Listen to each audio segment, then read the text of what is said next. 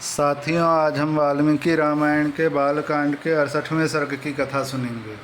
इस सर्ग में धनुष भंग के बाद जब जनक जी ने दूतों को अयोध्या की तरफ भेजा है तो 3 दिन यात्रा करने पर और रात्रि विश्राम करने पर वे अयोध्या पहुँचे हैं। उन्होंने अयोध्या में महाराज दशरथ जी को महाराज जनक का संदेश पढ़कर सुनाया है और उसके बाद महाराज दशरथ जी ने, उनके गुरु जी ने, उनके मंत्रियों ने इसकी स्वीकृति दी है और उन्होंने जनक देश की तरफ चलने की तैयारी की है। तो चलिए अब 68वें सर्ग की कथा शुरू करते हैं। श्री सीतारामचंद्राभ्याम नमः। श्रीमद् वाल्मीकि रामायणं बालकांडम 68तमः सर्ग। राजा जनक का संदेश पाकर मंत्रियों सहित महाराज दशरथ का मिथिला जाने के लिए उद्यत होना। राजा जनक की आज्ञा पाकर उनके दूत अयोध्या के लिए प्रस्थित हुए। रास्ते में वाहनों के थक जाने के कारण 3 रात विश्राम करके चौथे दिन वे अयोध्यापुरी में जा पहुँचे। राजा की आज्ञा से उनका राजमहल में प्रवेश हुआ। वहां जाकर उन्होंने देवतुल्य तेजस्वी बूढ़े महाराज दशरथ का दर्शन किया। उन सभी दूतों ने दोनों हाथ जोड़कर निर्भय हो राजा से मधुर वाणी में यह विनय युक्त बात कही। महाराज, मिथिलापति राजा जनक ने अग्निहोत्र की अग्नि को सामने रखकर स्नेहयुक्त मधुर वाणी में सेवकों सहित आपका तथा आपके उपाध्याय और पुरोहितों का बारंबार कुशल मंगल पूछा है। इस प्रकार व्यग्रता रहित कुशल पूछकर मिथिलापति विदेहराज ने महर्षि विश्वामित्र की आज्ञा से आपको यह संदेश दिया है। राजन, आपको मेरे पहले की हुई प्रतिज्ञा का हाल मालूम होगा। मैंने अपने पुत्री के विवाह के लिए पराक्रम का ही शुल्क नियत किया था। उसे सुनकर कितने ही राजा अमर्ष में भरे हुए आए, किंतु यहाँ पराक्रमहीन सिद्ध हुए और विमुख होकर घर लौट गए।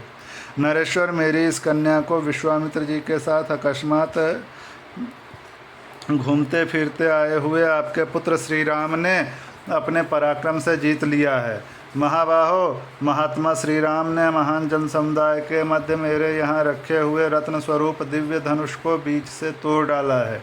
अतः मैं इस महात्मा श्री रामचंद्र जी को अपनी वीर शूलिका कन्या सीता प्रदान करूँगा। ऐसा करके मैं अपनी प्रतिज्ञा से पार होना चाहता हूँ।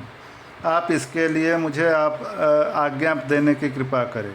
महाराज, आप अपने गुरु एवं पुरोहित के साथ यहाँ शीघ्र पधारें और अपने दोनों पुत्र रघुकुल भूषण श्री राम और लक्ष्मण को देखें। आपका भला हो। राजेंद्र, यहाँ पधार कर आप मेरी प्रतिज्ञा पूर्ण करें। यहाँ आने से आपको अपने दोनों पुत्रों के विवाह जनित आनंद की प्राप्ति होगी। राजन, इस तरह विदेहराज ने आपके पास यह मधुर संदेश भेजा था। इसके लिए उन्हें विश्वामित्र जी की आज्ञा और शतानंद जी की सम्मति भी प्राप्त हुई थी। संदेहवाहक मंत्रियों का यह वचन सुनकर राजा दशरथ बड़े प्रसन्न हुए।